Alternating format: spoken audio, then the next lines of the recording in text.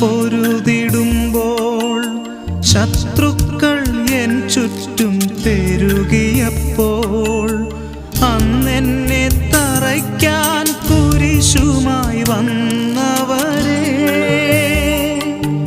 സമർപ്പിച്ചിതാ യേശുവിൻ മുൻപിൽ പൂർണ്ണമായി മാപ്പു നൽകുന്നു.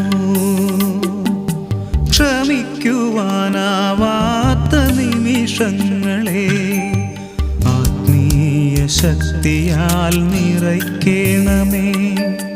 മറക്കുവാൻ കഴിയാത്ത ദുഃഖങ്ങളെ മനസ്സിൽ നിന്നു നീ മായ്ക്കണമേ. യേശുവേ